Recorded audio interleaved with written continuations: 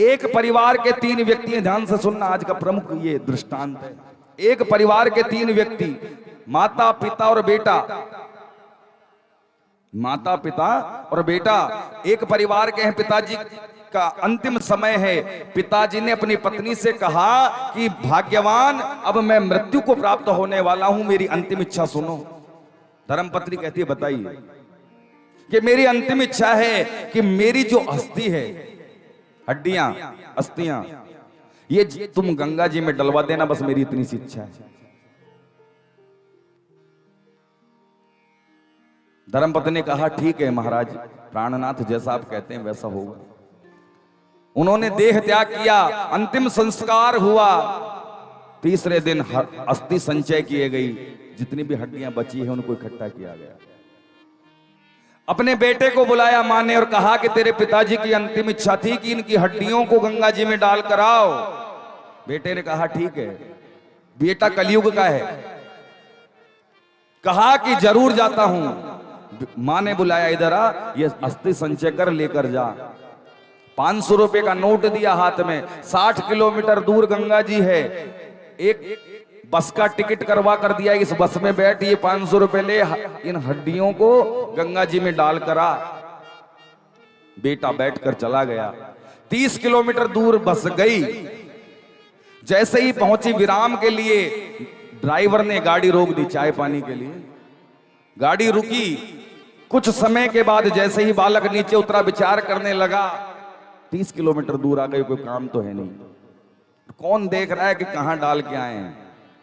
वहां 60 किलोमीटर डालो चाहे 30 किलोमीटर पे डाल दो, कौन देखने आ रहा है अब। तो एक गंदा नाला बह रहा था दिल्ली की तरह, एक गंदा नाला बह रहा था, कौन देख रहा है। वहीं पधरा दिए पिताजी की हड्डियों को। ले भाई पिताजी अब माफ कर, ये ले। और वापस दूसरी बस में बैठकर वापस आ गया। मां ने पूछा डाल के आया? कि बिल्कुल बीच में डाल के आया हूं, गंगा जी के बीचों बीच। समय व्यतीत हुआ, रात्रि काल हुआ। वो प्रेत आत्मा वापस दिखाई देती है और अपनी धर्मपत्नी से कहती है सोते हुए को, खड़ी हो। रात्रि में स्वप्न में दर्शन दिए। कहने लगी सुनो, ये जो तुम्हारा बेटा है ना, बहुत धूर्त है, दुष्ट है, इसने मुझे गंगा जी में नहीं गंदे नाले में डाला है, 30 किलोमीटर दूर। रात को ही मां ने जगाया अपने बेटे को, खड़ा हो, कहां डाल के आया? कि नहीं बीचों बीच डाल के आया हूं। सही बता कहां डाल के आया है? करे बीचों बीच गंगा जी में डाल के आया हूं। मां कहने लगी तेरे पिताजी ने मुझे स्वप्न में दर्शन दिए हैं, वो बता रहे थे कि तुम 30 किलोमीटर दूर ही गंदे नाले में डालकर आए हो उन हड्डियों को। बेटा सोचने लगा ये तो मुझे ही मालूम था। चुप हो गया। और कुछ देर चुप रहने के बाद फिर मां ने पूछा, अरे बता डालकर कहां आया है? बेटा कहने लगा डाल के तो नाले में आया हूं, लेकिन एक बात कहूं मां, हाँ एक बात कहता हूं, पिताजी मरते मरते मर गए, लेकिन उनमें बुद्धि नहीं आई। क्यों?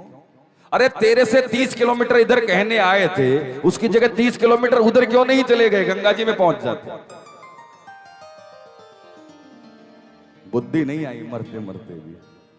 तो यह है कलयुग की संतान भाई। इसलिए मुक्ति आटे के गोले से नहीं होगी, खुद के हाथों से होगी। करो।